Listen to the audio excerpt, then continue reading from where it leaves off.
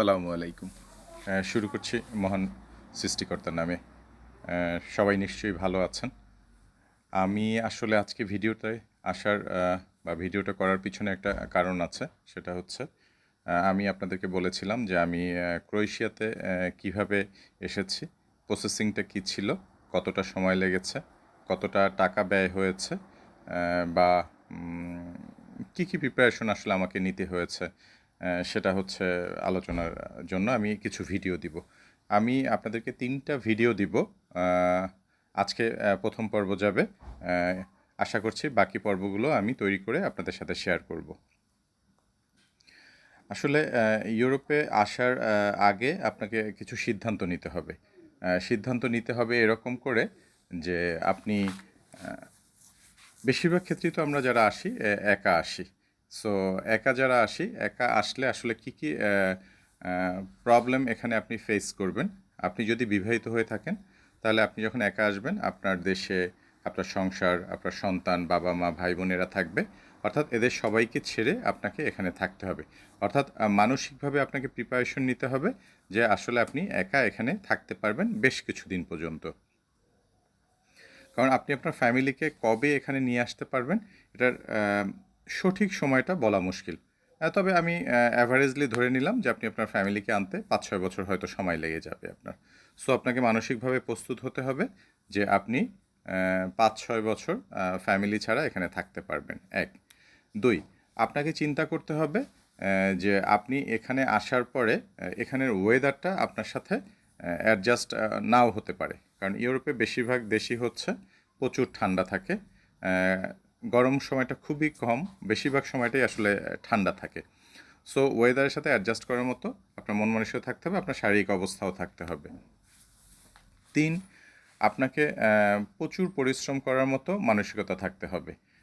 এখানে এসেই যে আপনি খুব ভালো জব পাবেন বেশিরভাগ ক্ষেত্রেই তা নয়। বেশিরভাগ ক্ষেত্রেই যে জবগুলো হয় অড জব হয়। সেক্ষেত্রে এই জবগুলো যদি আপনার 9 আওয়ার্স হয় বা 8 আওয়ার্স হয়, আপনাকে 8 আওয়ার্স বা 9 আওয়ার্স আপনাকে দাঁড়িয়ে দাঁড়িয়ে কাজ করার মতো শারীরিক সক্ষমতা থাকতে হবে। 4, আপনাকে নিজের রান্না নিজে করে খেতে হবে। সো সেভাবে মানসিকভাবে তৈরি থাকতে হবে যে আপনি শত কষ্ট করে হলেও নিজের রান্না নিজে করে খেতে হবে। 5, আপনাকে চিন্তা করতে হবে যে কাজ শেষে আপনি যখন ঘরে ফিরবেন তখন হচ্ছে আসলে আপনি একাই থাকবেন। এখানে আপনজন বলতে আসলে কেউই আপনার জন্য নাই বা কেউই আপনার জন্য অপেক্ষা করছে না। ন্যাচারালি আমরা বাঙালিরা কাজ শেষে ঘরে ফিরি মানে হচ্ছে প্রিয়জনের মুখ দেখি। মানসিকভাবে আসলে আমরা সেভাবে তৈরি থাকি। কিন্তু আপনাকে এখানে প্রিপারেশন নিতে হবে যে আপনি ঘরে ফিরে কাউকে পাবেন না। 6 হচ্ছে ভাষাগত যে প্রবলেমটা, এই ভাষাগত প্রবলেমটার জন্য ইউরোপের যে দেশে মুভ করতে আপনি চাচ্ছেন, আগে থেকে প্রিপারেশন নিতে হবে যে আপনি কিছুটা হলেও ভাষাটা শিখে আসবেন। আমি আমার ভুল ছিল, আমি স্বীকার করছি যে আমি যে ক্রোয়েশিয়ার জন্য প্রিপারেশন নিচ্ছি আসলে আমি অনেকটা সিদ্ধান্তহীনতায় ছিলাম যে আমি আসলে মুভ করব কি করব না, ভিসা হবে কি হবে না। সে কারণে আসলে আমি ল্যাঙ্গুয়েজের উপরে জোর দেইনি। যে দেশেই আপনি যান না কেন সেটা আপনার ইউরোপের যে কোনো কান্ট্রি, সেই দেশের যে আলাদা ল্যাঙ্গুয়েজ আছে সেটা আপনাকে রপ্ত করতে হবে। সো আপনি যদি ভিসার জন্য স্টেপ নেন, ভিসা হতে যে সময়টা আপনি পাবেন তার ভিতরে কিন্তু আপনি ভাষাটা শুরু করে দিলে আপনার জন্য খুব অ্যাডভান্টেজ হবে। অনেকেই এই কথাটা বলেন না, কিন্তু আমি বলছি এ কারণে যে আমি জানি, আমি বুঝতে পারছি এখন এখানে এসে যে আসলে ভাষাটা কতটা প্রয়োজন। আপনি হয়তো ইংলিশে অনেক দক্ষ, ইউরোপের অনেক দেশে আসলে ইংলিশ খুব ভালো ব্যবহার আপনি করতে পারবেন না। আপনি হয়তো খুব ভালো বলছেন, কিন্তু যাকে বলছেন সে হয়তো ভালো বুঝতে পারছে না। এরকম অভিজ্ঞতা আমার বেশ আছে। আমি এটিএম বুথের সামনে গিয়ে একজনকে জিজ্ঞেস করেছি যে অমুক লোকেশনটা কোথায়। সে আমাকে উত্তর দিয়েছে যে আমি তোমার ভাষা বুঝতে পারতেছি না, আমি তোমার ইংলিশ বুঝি না, আমি ইংলিশ বলতে পারি না, তুমি লোকাল ল্যাঙ্গুয়েজে কথা বলো আমার সাথে। সো মানে এটা খুব বাজে অবস্থা তৈরি হয়ে যায়। তো আমি যে এই পয়েন্টগুলো বললাম এগুলো যদি আপনি মানসিকভাবে তৈরি হন এবং অন্যান্যভাবে আপনি তৈরি থাকেন, প্রস্তুত থাকেন যে না এই এনভায়রনমেন্টগুলো আমি আসলে মেনে নিতে পারবো, তাহলে ইউরোপ ফাইন, ঠিক আছে, ইউরোপে এসে আপনি কাজকর্ম করতে পারবেন। ও আর একটা জিনিস ভুলে গেছি যে আসলে ভাষা যতদিন আপনি না শিখবেন বা ভাষাটা রপ্ত যতদিন না করবেন ততদিন পর্যন্ত খুব ভালো লেভেলের জব বা ভালো ইনকাম করাটাও খুব মুশকিল। পাশাপাশি হাতের কাজ যেগুলো মানুষ টেকনিক্যাল কাজ, লাইক আপনি ড্রাইভিংটা শিখে আসতে পারেন, খুব ভালো ড্রাইভিং শিখে আসবেন, ড্রাইভিং লাইসেন্সটা সাথে করে নিয়ে আসবেন। সম্ভব হলে ইন্টারন্যাশনাল লাইসেন্স করে নিয়ে আসা যায় দেশ থেকে বের হওয়ার সময়, সেটা করে নিয়ে আসবেন। তারপরে হচ্ছে আপনি কিছু হাতের কাজ শিখে আসতে পারেন, লাইক স্যানিটারি কাজ, প্লাম্বিং কাজ যেটাকে আমরা বলি। তারপরে হচ্ছে ইলেকট্রিক্যাল কাজ। তারপরে হচ্ছে আপনার কিছু রিপেয়ারিং কাজ, লাইক রং করার জন্য, অথবা কনস্ট্রাকশনের টুকটাক ছোটো ছোটো কাজ। এগুলো যদি আপনি কিছু জানা থাকে বা কিছু যদি শিখে আসতে পারেন, এটা আপনাকে খুব হেল্প করবে যে কোনো ভালো কাজ পাওয়ার জন্য। এটা গেল আপনার একটা মানসিক প্রস্তুতি বা এবং আপনার স্কিলের যে প্রস্তুতিটা, এটা আপনি সেরে নিলেন।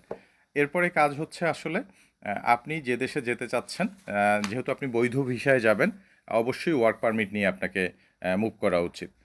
ওয়ার্ক পারমিট ছাড়া ট্যুরিস্ট ভিসা ইউরোপের কোনো কান্ট্রিতে এসে আপনি অবৈধ হয়ে বসবাস করবেন, সেটার পক্ষপাতিত্ব অ্যাটলিস্ট আমি করছি না, আমি সমর্থন করছি না। কারণ হচ্ছে অবৈধ হয়ে থাকার হাজারো জটিলতা আছে। আপনি আপনার পাসপোর্ট বাংলাদেশে রেডি করলেন, যদি দেখেন পাসপোর্টে মেয়াদ খুব কম আছে আপনার, আপনি একটা নিউ পাসপোর্ট করলেন যাতে সেখানে 10 ইয়ার্সের মেয়াদ থাকে, বা আপনার হাতে যে পাসপোর্ট আছে সেটা তো 5-6 ইয়ার্স মেয়াদ, ইটস গুড এনাফ। আপনার পাসপোর্ট রেডি করলেন, আপনি আপনার পুলিশ ক্লিয়ারেন্স রেডি করলেন, আপনার ওয়ার্ক পারমিট ইউরোপের যে দেশ থেকে ওয়ার্ক পারমিট বের হবে সেটা যে কোনো একটা ক্যাটাগরির উপরে হতে পারে ফুড ডেলিভারি, হতে পারে ড্রাইভিং, হতে পারে ফুড প্রসেসিং, হতে পারে রেস্টুরেন্ট ওয়ার্কার। যে ওয়ার্কার হিসাবেই আপনার ওয়ার্ক পারমিটটা বের হবে, ওটার সাথে মিলিয়ে আপনাকে একটা এক্সপিরিয়েন্স সার্টিফিকেট বাংলাদেশ থেকে কালেক্ট করতে হবে, এবং সেটা বৈধ হওয়াটা বেটার। আপনি একটা রেস্টুরেন্টের ওয়ার্ক পারমিট হয়তো পাচ্ছেন বাংলাদেশ থেকে, একটা রেস্টুরেন্ট থেকে আপনি 4 মাসের বা 6 মাসের একটা বা 2 বছর কাজ করেছেন, এবং একটা অভিজ্ঞতা সনদ তাদের কাছ থেকে নিয়ে নিলেন। তারপরে আপনার একটা স্যালারি সার্টিফিকেট তাদের কাছ থেকে ম্যানুয়ালি করে নিলেন, লাইক আপনি সেখানে 25,000 বা 30,000 টাকা বেতন পাচ্ছিলেন, এরকম একটা কাগজ তৈরি করে নিলেন। এটা সম্ভব আমাদের দেশে, এগুলো আসলে আমাদের দেশে কোনো ব্যাপার না। এগুলো আপনি করলেন, আপনি চেষ্টা করলেন একটা ব্যাংক স্টেটমেন্টে আপনি যে টাকা ওখান থেকে দেখাবেন, যে 25,000 টাকা, লাস্ট 3 মান্থ বা 6 মান্থ আপনি ওই টাকাটা একটা ব্যাংক অ্যাকাউন্টে জমা দিলেন, তাইলে হলো কি এটা অথেন্টিক হয়ে গেল যে আসলে আপনি ওই বেতনে চাকরি করতেন এবং সেটা আপনার ব্যাংকে জমা হতো। দেখা গেল আপনি এমন একটা ব্যাংক অ্যাকাউন্ট দেখালেন সেখানে লক্ষ লক্ষ টাকা আপনার জমা আছে। আপনার ভিসার ক্ষেত্রে একটু ডিসঅ্যাডভান্টেজ হতে পারে, যে আপনি তো অনেক টাকার মালিক বা আপনি অনেক ইনকাম করছেন, আপনার অনেক স্যালারি ঢুকছে, সো আপনার এই দেশে আসার প্রয়োজন নেই। কিন্তু দেখালেন আপনি 25,000 টাকা বেতন পান রেস্টুরেন্টে, এবং প্রতি মাসে অ্যাকাউন্টে আপনার 25,000 টাকা আপনি ক্যাশ জমা দিলেন, এরকম একটা স্টেটমেন্ট থাকলো আপনার, সেটা আপনাকে হেল্প করবে। তারপরে যে জিনিসটা হলো ওয়ার্ক পারমিট, যে ইউরোপের, আমি তো ক্রোয়েশিয়া নিয়ে আলোচনা করছি। ক্রোয়েশিয়ায় ওয়ার্ক পারমিটের জন্য এখানে যে এজেন্সি আছে সে অ্যাপ্লাই করবে।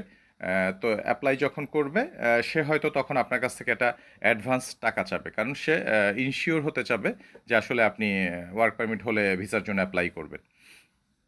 তো একটা নির্দিষ্ট অ্যামাউন্টের ইউরো হয়তো আপনার কাছ থেকে সে ক্লেম করবে প্রথম অবস্থায়, 2,000 বা 2,500 ইউরো আপনার কাছে, বা 1,500 ইউরো আপনার সাথে ক্লেম করলো।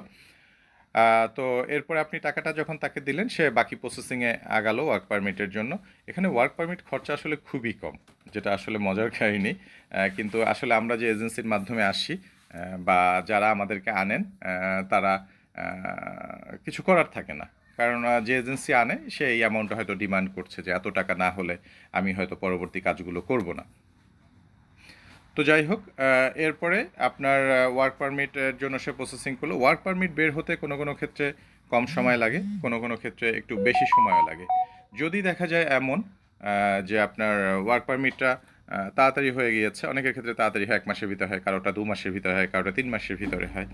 তো ওয়ার্ক পারমিট যখন আপনার হয়ে যাবে, তখন হচ্ছে মূলত বাংলাদেশে যে পেপারসগুলো আপনি রেডি করেছেন আর ওয়ার্ক পারমিট, এটা নিয়ে আপনাকে প্রিপারেশন নিতে হবে যে আপনি এখন কাগজপত্র জমা দিবেন। কোথায় কাগজপত্র জমা দিবেন, সেটা কি নেপালে জমা দিবেন নাকি ইন্ডিয়াতে জমা দিবেন, এটা আপনাকে সিদ্ধান্ত নিতে হবে। তো যেখানেই আপনি জমা দিবেন সেই অনুযায়ী, যেহেতু ক্রোয়েশিয়ার অ্যাম্বাসিতে কাগজপত্র জমা দিতে হলে ভিএফএস এর মাধ্যমে জমা দিতে হয়, সো আপনাকে ভিএফএস এর অ্যাপয়েন্টমেন্ট নিতে হবে। বাংলাদেশ থেকে আপনি অ্যাপয়েন্টমেন্ট নেবেন, সেটা নেপালের জন্য হতে পারে, সেটা ইন্ডিয়ার জন্য হতে পারে।